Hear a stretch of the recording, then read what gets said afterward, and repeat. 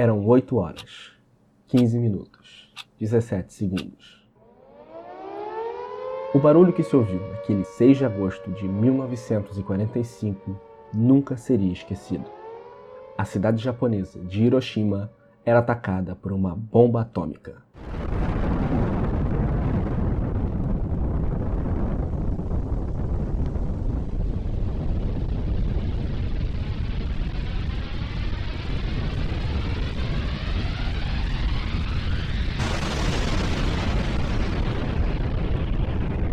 Em 1944, um ano antes, os norte-americanos já planejavam a utilização de uma arma atômica contra a Alemanha e o Japão.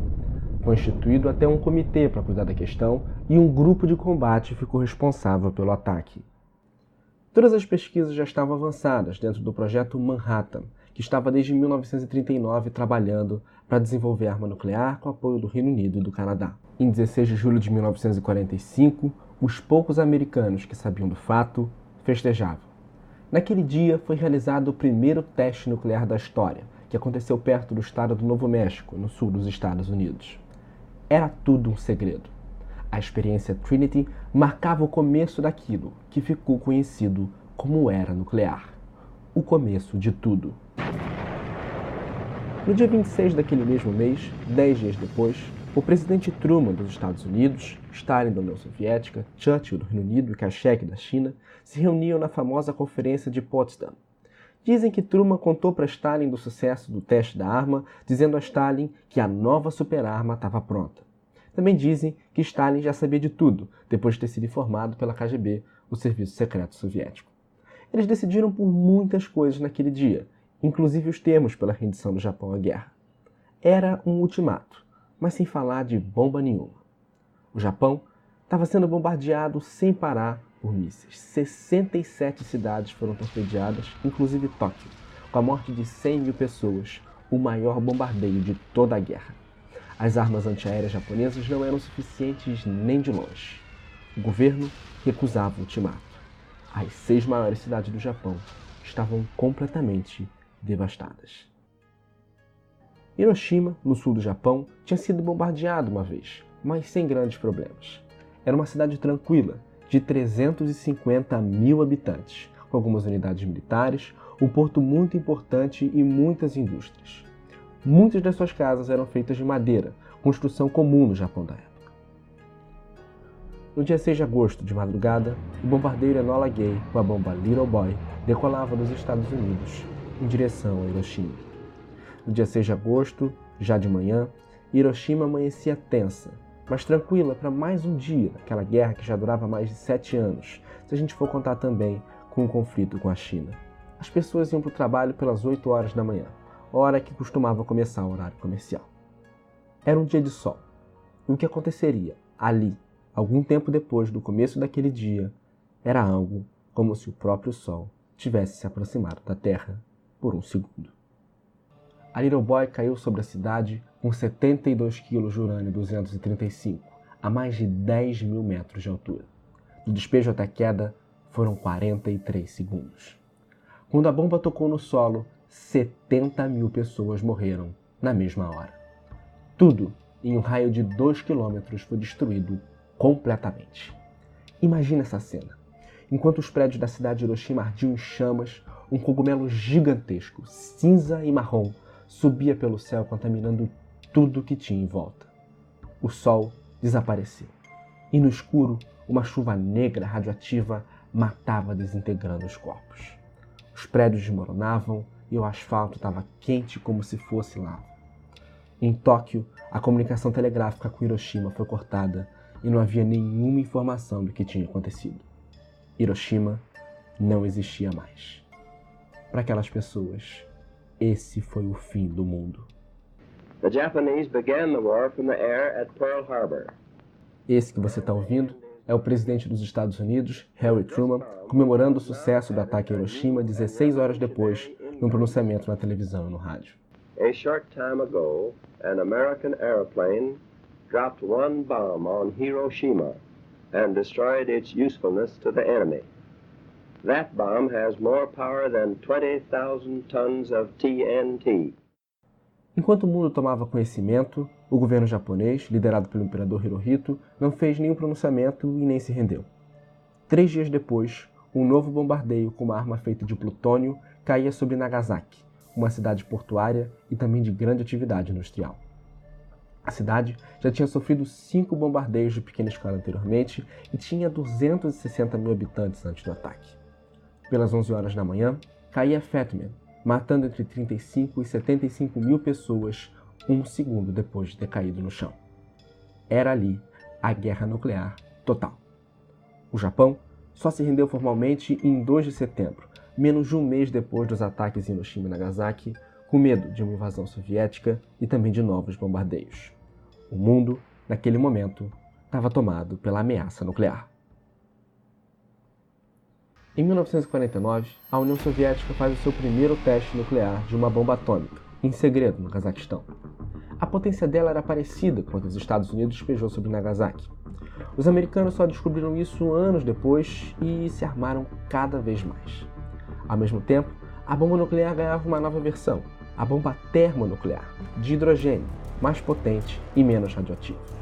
Os Estados Unidos testaram ela no Oceano Pacífico, em 1952. Os soviéticos se armaram mais e mais. E também armaram a China, dividindo tecnologia e promovendo uma parceria para a criação de uma verdadeira indústria nuclear chinesa.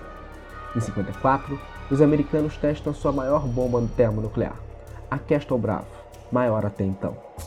Em 1961, os soviéticos detonam a maior bomba da história, 58 milhões de toneladas de TNT.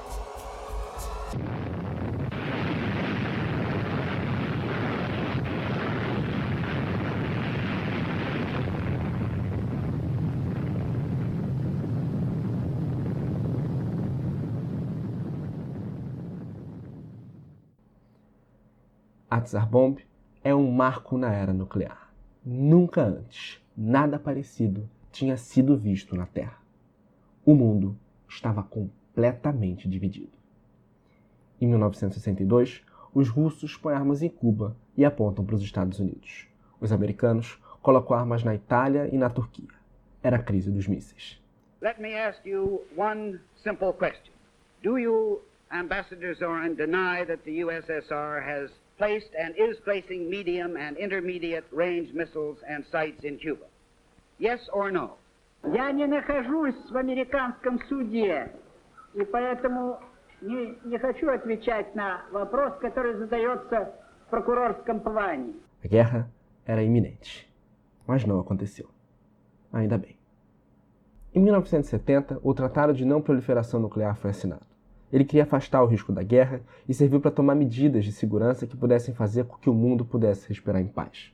Os americanos, os franceses, os ingleses, os soviéticos e os chineses já tinham armamento nuclear e declararam naquele momento que não iam mais fornecer tecnologia para países menores e que fariam, de boa fé, negociações sobre medidas para acabar com qualquer tipo de corrida armamentista. O tratado colocou um ponto final na corrida armamentista e levou a cooperação entre Estados e o mundo, pela primeira vez depois de muito tempo, pôde respirar em paz.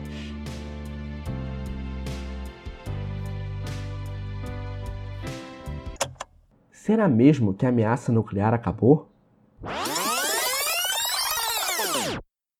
Notícia do G1, setembro de 2016.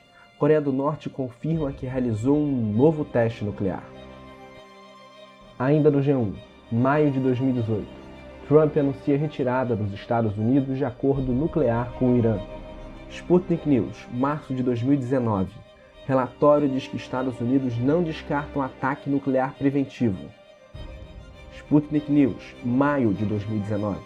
Estados Unidos acreditam que Rússia tem desenvolvido armas nucleares secretamente. O Globo, maio de 2019.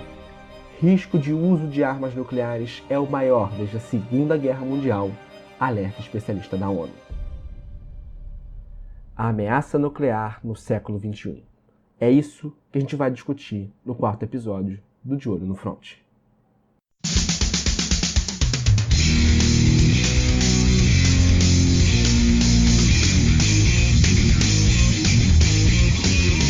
Começa agora De Olho no Front.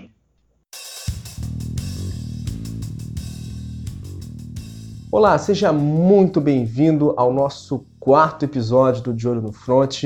Com muita alegria a gente está de volta. Queria agradecer profundamente todas as mensagens de todo mundo que mandou para a gente, muita mensagem pedindo para a gente voltar. A gente está de volta e a gente está de volta com muita alegria, muito contente porque a gente tem uma equipe nova, sensacional junto com a gente agora, que vai ajudar a gente a tocar melhor os nossos podcasts. Para você que não conhece o De Olho no Front ainda, seja muito bem-vindo. Nós somos um projeto dos estudantes de Defesa e Gestão Estratégica Internacional aqui do FRJ, Universidade Federal do Rio de Janeiro, e a gente discute aqui um pouco sobre questões de segurança e defesa. Como você deve ter percebido aí, o tema do nosso programa hoje é ameaças nucleares no século XXI. Um tema fundamental e que você pode acompanhar junto com a gente também nas redes sociais. Acompanhe a gente, isso é muito importante para o nosso trabalho. No Facebook a gente está em facebook.com/De Olho no Front, tem todas as novidades e informações por lá. No Instagram, @De Olho no Front, a gente atualizando todo o tempo. No Twitter, @De Olho no Front também. E no YouTube, a gente acompanhando os podcasts por lá. E também novos vídeos, daqui a pouquinho a gente vai ter grandes novidades sobre isso. youtube.com/De Olho no Front. Hoje, inaugurando essa nova fase aqui do De Olho no Front e ajudando a gente a entender um pouco melhor sobre esse tema. Do meu lado, os meus companheiros e aqui pertinho de mim, Vitória França. Tudo bem, Vitória? Tudo bem, oi, gente. Letícia Oliveira com a gente também. Oi, gente. Davi Dias. Fala, pessoal. Atos Aguiar. Saudações, pessoal. E Ana Flávia Renó. Oi, galera. Sejam muito bem-vindos, gente. É muito bom ter vocês aqui junto com a gente e muito bom ter você que está escutando a gente também. Olha, sem dúvida nenhuma, esse tema de ameaças nucleares envolve uma série de questões de mudanças muito grandes naquilo que se considerava como guerra até então. Tudo mudou e mudou de uma maneira muito rápida. A estratégia de guerra foi reinventada, países começaram a medir forças a partir da existência desses artefatos nucleares, dessas bombas nucleares, porque elas eram muito, muito potentes. Mas o que faz essa bomba ser tão diferente e mudar tanto essa perspectiva de guerra até então? O que dá para a gente considerar como uma bomba atômica, Davi? Uma bomba atômica é um artefato nuclear que, usando fissão ou fusão nuclear, libera uma grande quantidade de energia e, inclusive, radiação. E isso mudou toda a dinâmica da guerra, porque antes bombas que eram usadas para matar tropas e conquistar territórios, essa bomba atômica agora ela não só destruía as tropas, como destruía o próprio território, mudando toda a dinâmica da guerra e mudando até o sentido de uma bomba. Porque uma bomba atômica não serve para você derrotar apenas o inimigo, serve para você finalizar a guerra de uma vez só. E é uma devastação muito grande, né? Não só a bomba atômica que a gente viu como exemplo em 45, mas também a bomba termonuclear, a bomba de hidrogênio, que tem um poder muito maior, né? Exatamente. Em 49, os soviéticos eles fizeram o primeiro teste deles com uma bomba nuclear, que era a bomba de urânio e plutônio, que era uma bomba de fissão nuclear, que ela nada mais é que a separação das partículas. Em 55, eles já fizeram logo uma bomba de hidrogênio, que é a junção das partículas, é uma bomba de fusão nuclear. Eles fizeram isso depois de 3 anos, aproximadamente, do primeiro experimento americano. E é muito curioso que a gente tem uma quantidade incontável de testes acontecendo já a partir daquele momento ali. A gente tem o Projeto Manhattan, que é de 39, Estados Unidos, Reino Unido, Canadá investindo muito forte em planejar como que essa bomba iria ser feita, fazendo uma incontável série de experimentos químicos, colocando muita gente para trabalhar nisso. Do Projeto Manhattan saíram as bombas de Hiroshima e Nagasaki em 45, e aí depois a gente tem uma quantidade muito grande, sequencial de testes, tanto dos Estados Unidos, ali até mais ou menos 52, 53, enquanto os Estados Unidos estava acreditando que era o único estado detentor dessa tecnologia. Em 49, como a Vi trouxe e falou agora há pouco, a gente tem a União Soviética fazendo esse teste no Cazaquistão. Em 52, os Estados Unidos testam a bomba de hidrogênio, a bomba termonuclear, num teste que, assim, gigantesco, de uma proporção inimaginável. E essa corrida armamentista começa a ser desenrolada ali muito às escuras, dentro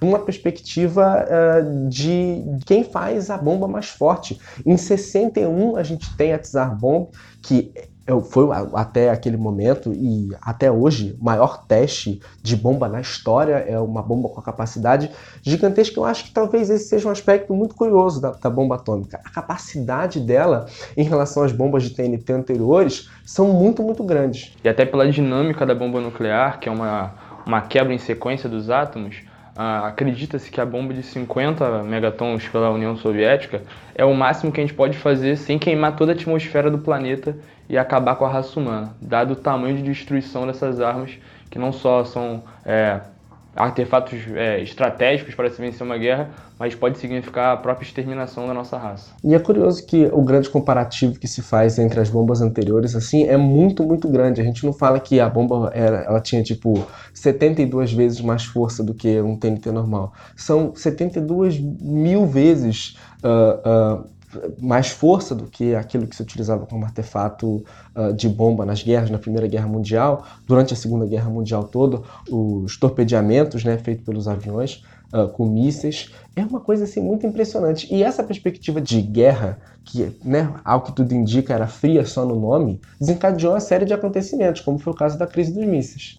Exatamente, foi um evento histórico assim, que dentro do contexto da Guerra Fria, ele foi o ponto principal em que o planeta esteve à mercê de uma possível guerra nuclear, e onde os Estados Unidos e a União Soviética entraram no impasse, pois ambos tinham mísseis, né, em territórios vizinhos de seus rivais, e criou uma situação de dissuasão, onde a chance de haver uma explosão de uma ou outra potência acabaria destruindo grande parte do território rival. E como desfecho, eles acabaram retirando as armas nucleares dos respectivos locais, e, por fim, encerrando esse primeiro grande conflito nuclear.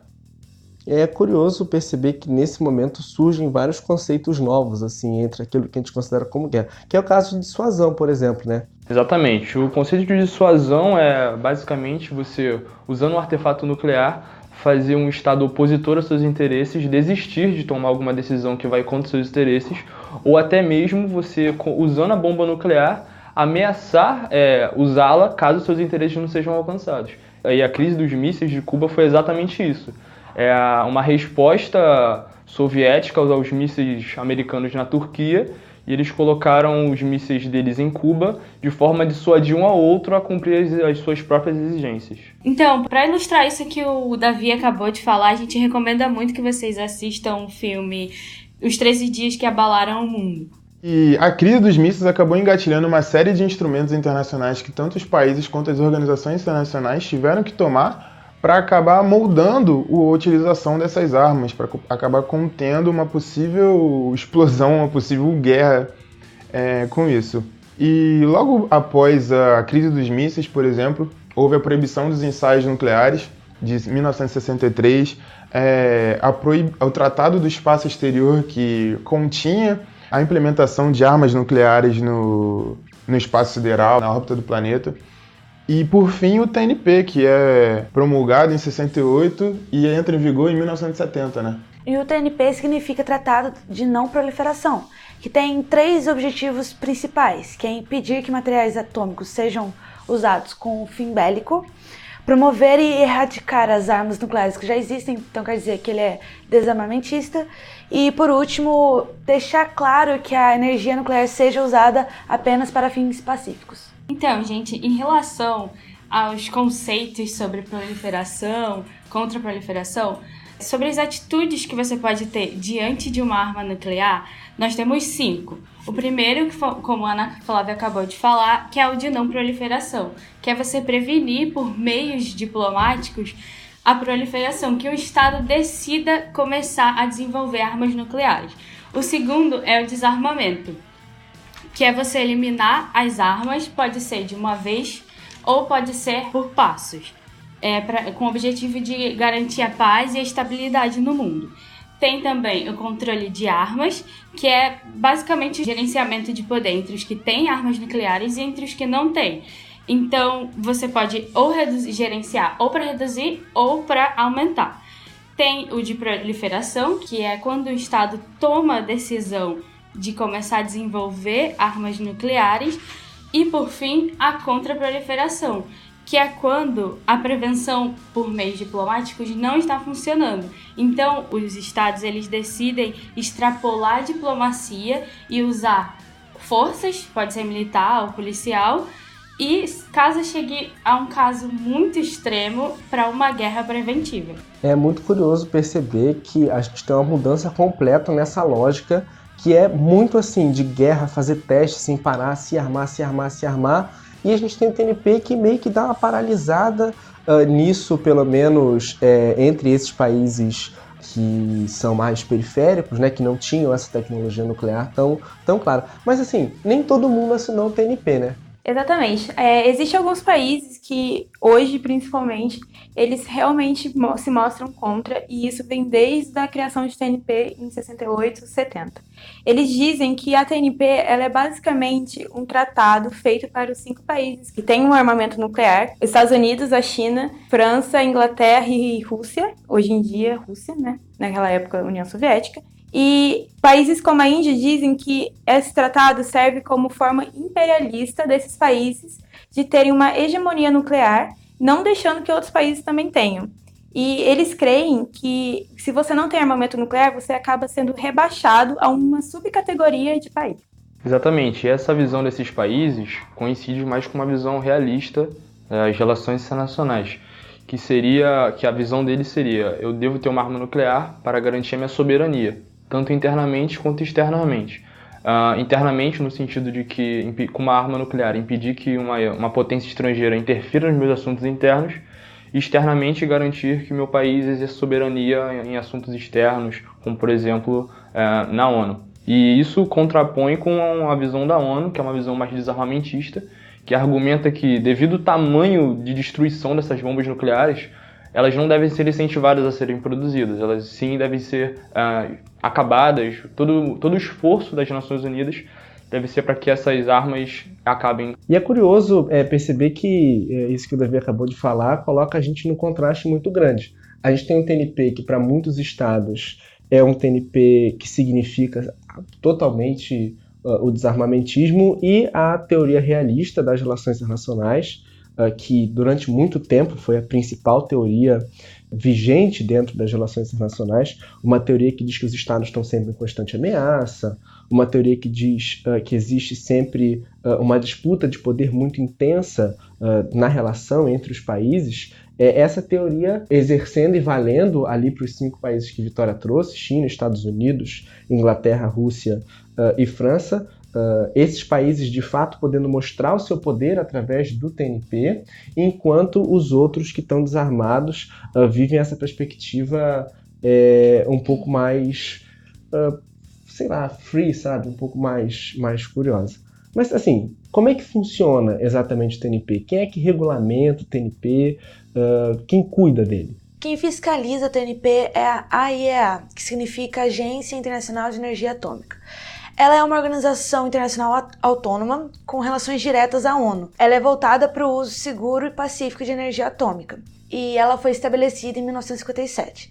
Como objetivo, ela tem 5 principais, que o primeiro é o uso pacífico e seguro da energia atômica, o segundo é inibir o uso da energia atômica e do processo nuclear para fins militares. O terceiro seria auxiliar países membros na capacitação científica e tecnológica da produção de energia atômica. O quarto é promover técnicas nucleares voltadas para desenvolvimento sustentável. E o último seria o desenvolvimento de programas voltados para segurança e proteção de pessoas e meio ambiente contra os efeitos nocivos da radiação. É importante citar que são 170 países membros da agência e são os mesmos integrantes da ONU. Mas é importante também ressaltar que há uma diferenciação entre o uso da energia atômica e o uso de armas atômicas que usam energia nuclear, pois em nenhum momento a TNP, ou a Agência Internacional de Energia Atômica, ela proíbe ou regula o uso de energia nuclear pacífica para fins tecnológicos, etc., tudo que o país possa usar em benefício próprio. E é curioso que o Brasil se utiliza muito da energia atômica também, tem até 2 usinas nucleares, mais uma em construção agora, né? Então, exatamente. O Brasil, quando a gente fala de energia nuclear, a gente pode perceber 2 faces. uma civil e uma militar. Na área civil, a gente vê as usinas nucleares, que a Angra 1 e Angra 2, que uma foi inaugurada em 71 e a outra em 2000. Hoje elas fornecem basicamente 3% da energia do Brasil. E na próxima década está prevista a inauguração de Angra 3, que é a terceira usina da região. No âmbito militar, a gente pode ver, principalmente na ditadura, que existiu um projeto nuclear paralelo, que era secreto e que tinha intenções de enriquecer urânio de forma bélica. Era baseado na indústria da Marinha, Aeronáutica e do Exército, com a ajuda dos acadêmicos da USP e do Conselho Nacional de Energia Nuclear, que é uma agência federal ligada ao Ministério da Ciência e Tecnologia, que é responsável pela tecnologia nuclear no Brasil. Em 79, que isso tudo aconteceu, e em 86 foi ao público que existia esse projeto nuclear paralelo no governo Sarney, e só em 98 que o Brasil acabou assinando a TNP realmente com o FHC. E é importante ressaltar essa parte que a Vitória acabou de falar, que o Brasil só assinou em 98, mas foi por conta de que em 96 o Brasil fez um tratado com os Estados Unidos, depois de provar para o mundo todo que passou 20 anos sem produzir armas nucleares.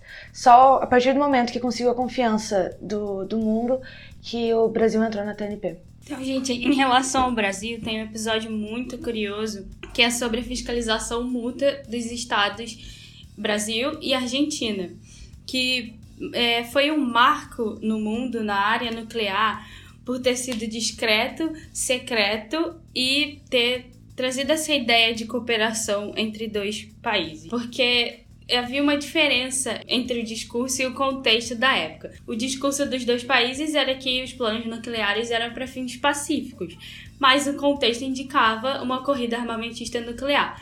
Por que isso? Porque os governos eram feitos por ditaduras militares, ambos os países recusavam aderir ao TNP de 68 e havia umas desavenças em relação à construção de usina hidrelétrica de Itaipu.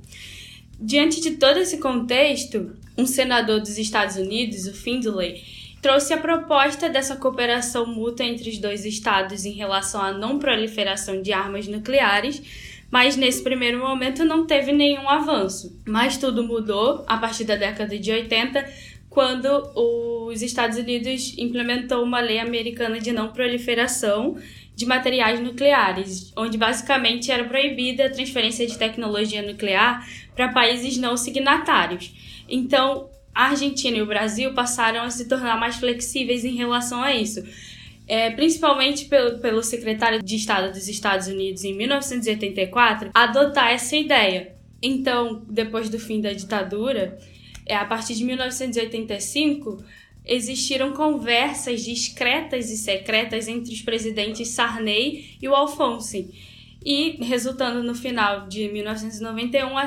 assinatura do Pacto de Cooperação entre os dois países, que é um tratado de salvaguardas entre a Agência Internacional de Energia Atômica e a Agência Brasileiro-Argentina de Contabilidade e de Controle de Materiais Nucleares, que basicamente eram fiscalizações que poderia ser com ou sem aviso prévio desses dois órgãos, que conferiam a localização exata de cada grama de plutônio ou urânio enriquecido pelos dois países. E essa tensão que existiu aqui na região, entre Brasil e Argentina, e também entre outros países, certamente é reflexo da tensão que existiu no mundo inteiro. E uma tensão que existiu na Guerra Fria e que continua existindo. É isso que a gente vai falar agora.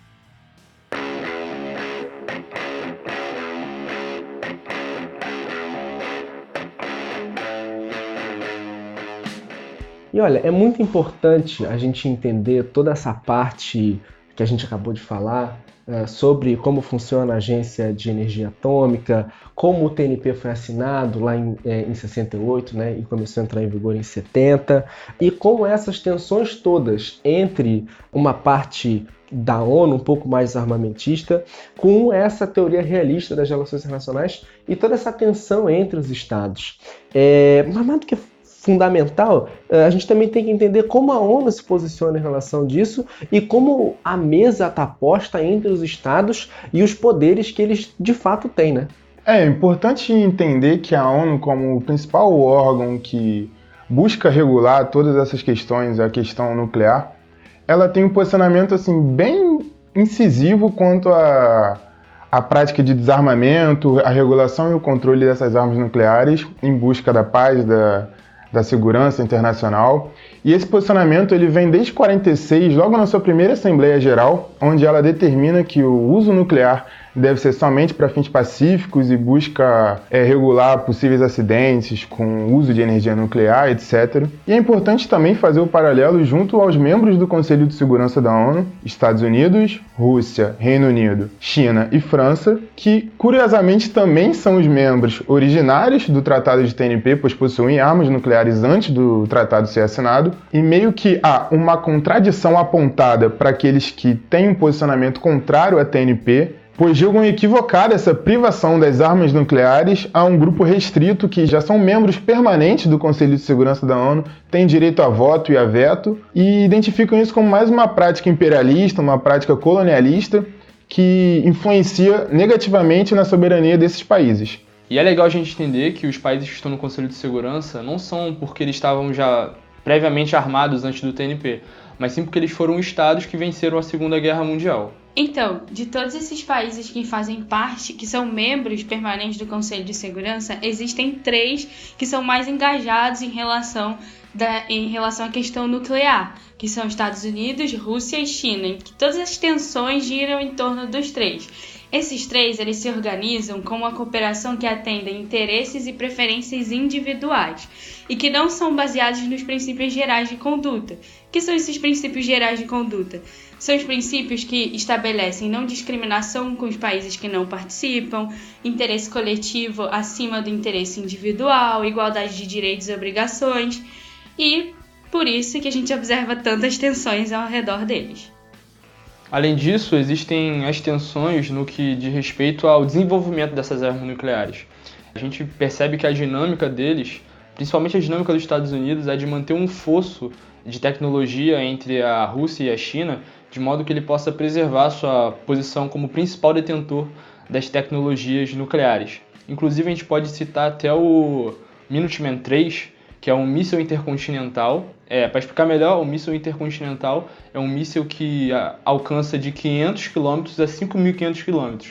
E o Minuteman III, dos Estados Unidos, alcança 13.000 km e no seu estágio final alcança a velocidade de 28.400 km por hora. Para fins de comparação, se um míssil desse fosse lançado de Washington, ele alcançaria Brasília em 15 minutos. E além disso, esse míssil com essa grande extensão, ele consegue alcançar todo o território brasileiro.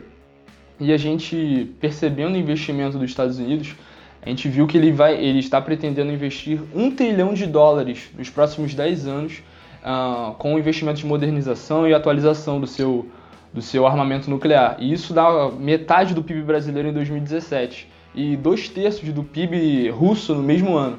Então a gente pode ver que a dinâmica nuclear e a política sobre armas nucleares está longe de ser uma coisa secundária dentro da política desses países. Com esse investimento, a gente pode colocar em xeque a técnica hipersônica que está em desenvolvimento tanto pelos Estados Unidos quanto pela China, que é quase uma nova corrida armamentista por uma arma do futuro. Ela é basicamente um avião e que tem velocidade maior do que a do som, e ele não consegue ser captado pelo sistema antimíssil. Então, ele consegue carregar o míssil de até 2 megatoneladas, nuclearmente armado, e não é perceptado. Essa é a prova real que a questão nuclear não morreu no século XX e continua muito presente no século XXI, mesmo depois da TNP e tantos acordos que existem depois dela. E como eu havia dito anteriormente sobre países que têm uma ideia contrária à TNP, um país que está muito ligado a esses outros três, Rússia, China e Estados Unidos, é a Coreia do Norte. Porque a Coreia do Norte ela tinha um envolvimento com a União Soviética durante toda a Guerra Fria, que dava uma proteção nuclear para o país, e quando a União Soviética ela acaba ruindo, no final da década de 80 início dos anos 90, todo o programa, toda a economia da Coreia do Norte acaba ruindo junto. Então ela acaba sofrendo um isolamento diplomático, e a única forma que ela acha de se inserir no jogo político internacional é ela iniciando um programa de desenvolvimento nuclear, que acaba sendo uma carta para ela conseguir concessões políticas, econômicas, até mesmo alimentícias, pois ela passou por grandes crises. Um dos principais motivos para ela se contrapor à TNP, e por acreditar que a TNP acaba cerceando, acaba fazendo um pequeno grupo restrito que pode controlar esse armamento tão poderoso, ela acreditar que uma nação como os Estados Unidos podem destruir o seu país com um simples aperto de botão. E isso acaba fazendo com que eles, desde 2003, busquem aprimorar cada vez mais seus armamentos nucleares, com seguidos testes sobre a Coreia do Sul, o que acaba causando alguns impasses diplomáticos, onde a China, que acaba sendo um aliado equidistante pelo menos nesse quesito, meio que tem que segurar as rédeas, controlar a situação junto aos Estados Unidos e a Rússia e os outros membros do Conselho de Segurança. Outra prova desse prestígio que a bomba nuclear traz é a própria Rússia, né? Que após a Guerra Fria, já devastada pelo seu regime, mesmo depois disso ela continua mantendo a sua influência tanto na Ásia, a sua influência regional, quanto mundial, né? Daí mais um exemplo do grande prestígio e poder que a bomba nuclear traz para o país que a detém. Gente, e essa questão das armas nucleares, ela está muito forte no século XXI, e a Coreia do Norte é um exemplo claro disso. A gente tem todo um panorama em cima dela que começou em 1994, quando os Estados Unidos e a Coreia do Norte assinaram um tratado para a Coreia do Norte suspender as produções de plutônio em troca de benefícios financeiros. Mas, em 2002, a Coreia do Norte expulsa os inspetores da AIEA e, dando em seguida, em 2003, saindo do TNP. Então, depois que ela declara a posse de bomba atômica em 2005, entre os anos de 2006 e 2016, ela realiza testes de bomba nuclear de fissão. E em 2017, ela faz o maior teste da história com a bomba de hidrogênio, totalizando em 6 testes de bombas. E para além disso, ela realizou testes de mísseis que poderiam carregar ogivas em direção aos Estados Unidos.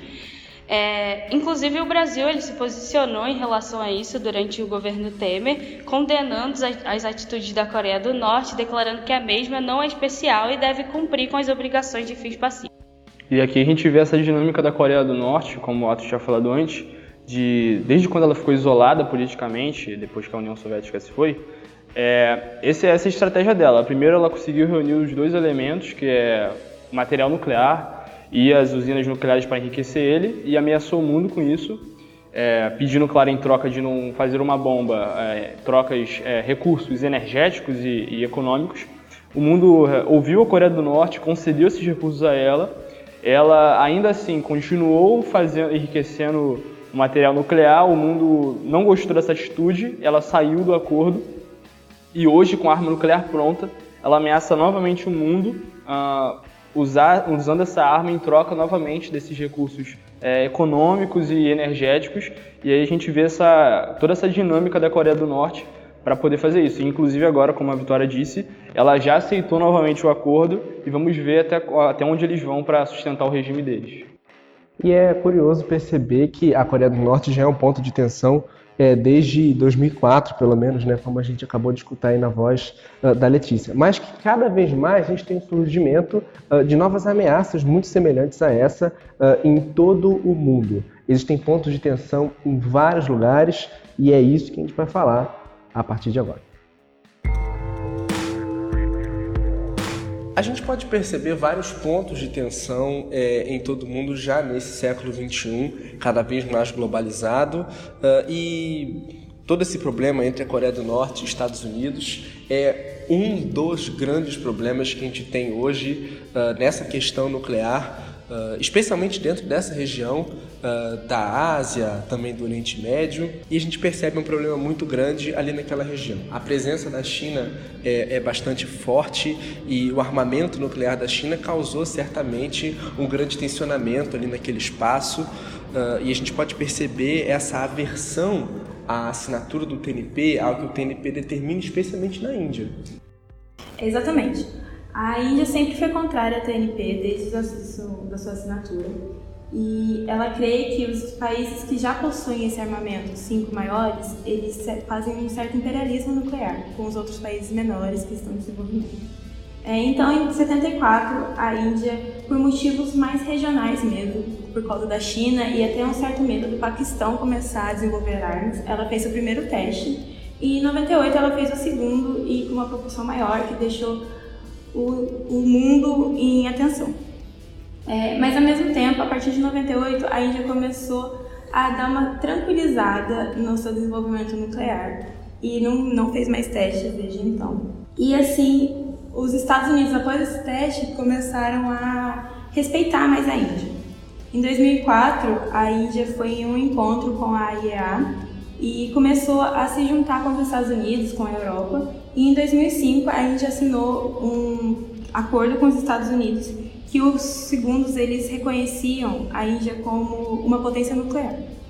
Exatamente. Como a Vitória disse, o Paquistão também está muito envolvido nessa trajetória nuclear da Índia, e isso vem desde 1947, quando a Inglaterra deixou a região independente, fazendo assim o nascimento dos dois estados, né, que é a Índia e o Paquistão. A questão era que a Caxemira, uma região entre esses dois países, tinha ficado indefinida. O que a ONU tinha proposto era que ocorresse um plebiscito em que a região decidisse ser independente ou se anexar a algum desses estados. A questão é que a maioria da região era muçulmana e a população da Índia é hindu. Então, com certeza, muitas chances de a população da Caxemira se anexar ao Paquistão ou se tornar independente. A Índia não quis esperar o plebiscito acontecer e logo anexou a região da Caxemira, o que iniciou o primeiro conflito entre Índia e Paquistão. E ainda, para completar as tensões na região, pouco tempo depois a China se aproximou da região também, anexando alguns territórios.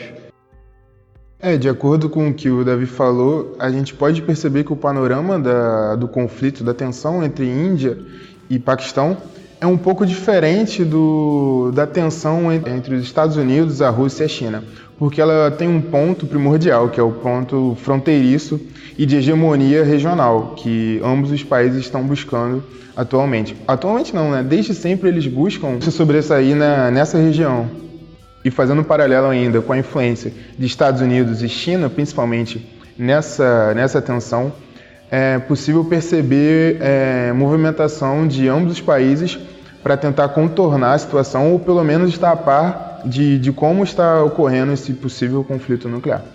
Por exemplo, a Índia, desde 2005, tem meio que uma tutela estadunidense acerca do seu desenvolvimento nuclear. E, por outro lado, o Paquistão tem uma aproximação com a China, que encara essa situação como uma forma de administrar uma possível tensão com a Índia, que é um país vizinho, mas sem tomar um partido diretamente. Então a gente tem tensões ali naquela região, na Coreia do Norte, a Coreia do Norte com os Estados Unidos, a Coreia do Norte com a Coreia do Sul, a Índia com o Paquistão, e no Oriente Médio também tem uma situação muito complicada. Exatamente. A gente tem outro ponto de tensão, que é o Irã. O Irã ele começou o seu programa nuclear em 1950 com a ajuda dos Estados Unidos, mas teve que abandonar temporariamente com a Revolução Islâmica de 1979.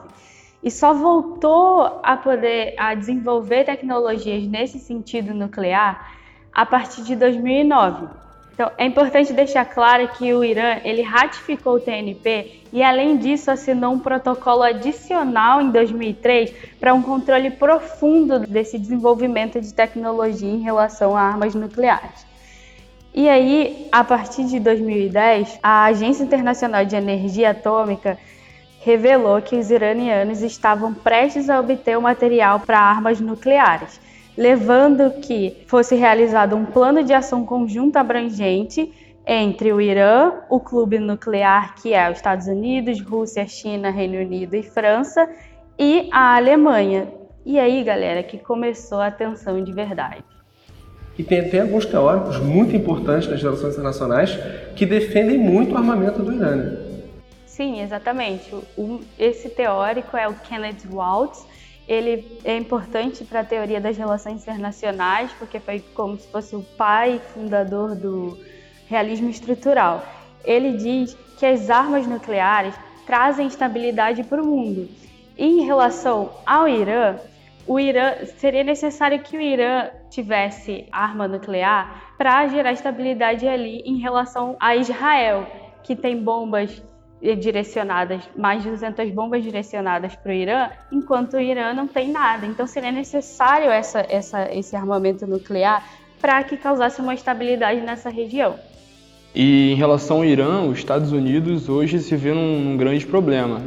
A situação do Irã começou quando ele iniciou o seu processo de enriquecimento de urânio, só que ele não permitia que a Agência Internacional de Energia Atômica fosse lá checar a quantidade, as taxas de urânio, as taxas de enriquecimento de urânio que o Irã fazia.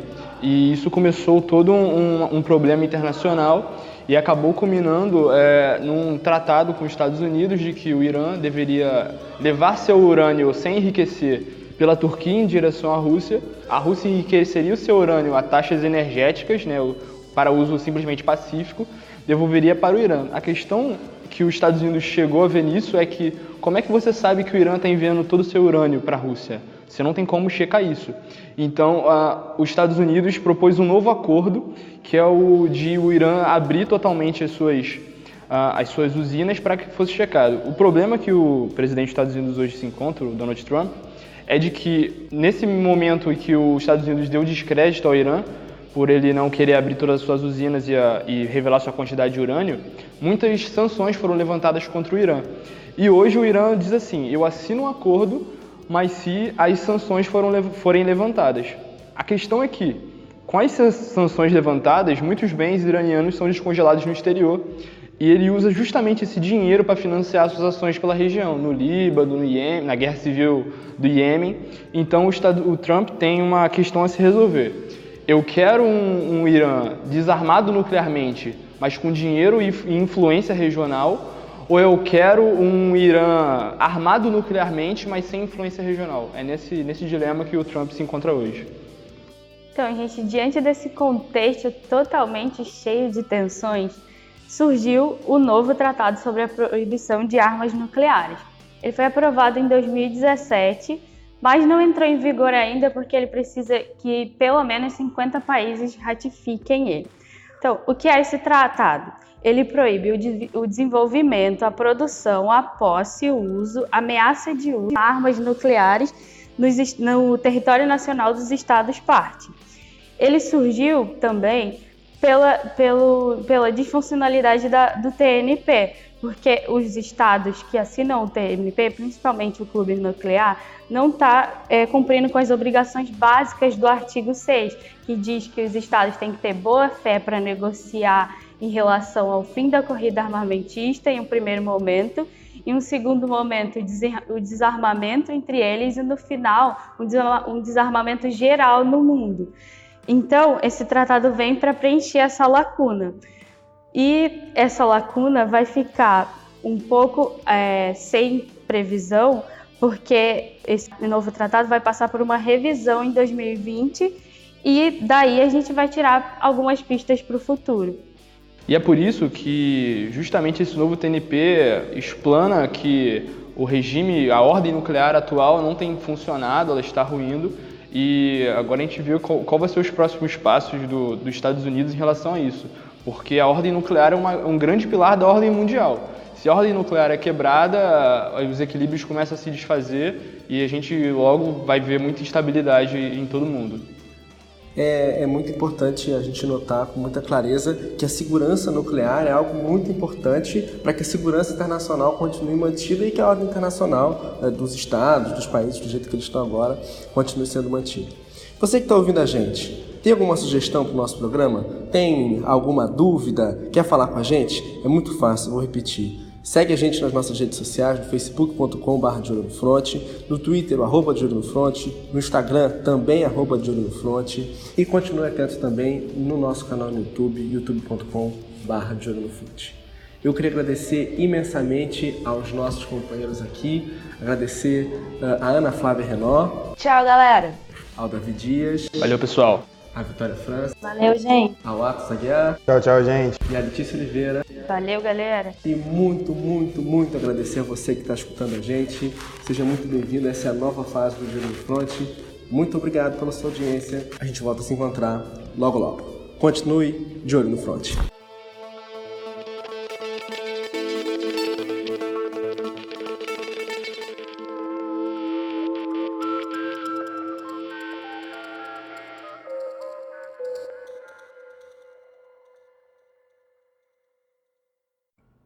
Participaram desse programa: pesquisa, Davi Dias, Letícia Oliveira, Lucas Ricardo, Pedro Milani, Vitória França. Produção, Ana Flávia Renó, Atos Aguiar, Carol Mendes, Lucas Vidal, Gabriel Valente. Orientação acadêmica, Daniele Dionísio. Agradecimento, Walter Duarte. Direção de produção e roteiro, Gabriela Paulucci. Direção técnica e edição, Rodrigo Abreu. Direção de conteúdo e apresentação, Bernardo Sarmento. Os textos que baseiam esse programa podem ser encontrados em facebook.com/deolhonofront. Até a próxima.